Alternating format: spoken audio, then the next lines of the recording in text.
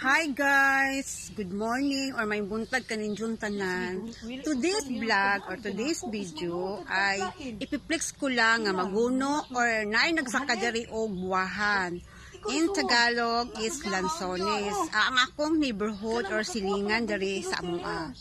So ngayon guys, ako ipakita ninyo nga dahil kat-kat aring lapita o lansones. Dara guys, so anak na ni Aibe nga si Kikoy. Yan. Pila kilo ni Be?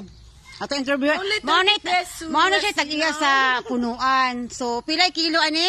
Only 30 pesos. 30 pesos lang kilo sa buwahan or lansones. Cheap, it's so cheap here. Yeah. English please. It's so cheap here in Mindanao. Body, English po, body, English po. Neighborhood. Oh, English. I treat her as my mother. Yes. Okay. Oh, English mother, English. Kami ako English aron managan. My body is she don't want to speak English because we are running too. We're out of time. Running out of time. So ngayon, mamuwak mi aning mga hulog-hulog ba kay Jawat ra makatila og lansones. So guys, sa Manila pila man na? Na ambot pila kilo sa Manila mahal ka adto. Da si body o na muwak si diyan na mudjot aning mga hunahog. Ang body ni Ciela Prete nga tiguang man. Tiguang.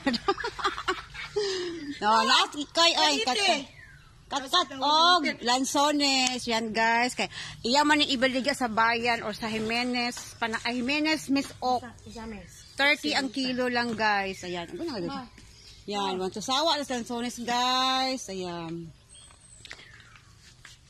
yun lang guys, pinilix ko lang na nanguha kami ng lansones here, fresh lansones here and Panaon, Misamis Occidental. So thank you for watching guys. Subscribe my channel. God bless us. Mwah.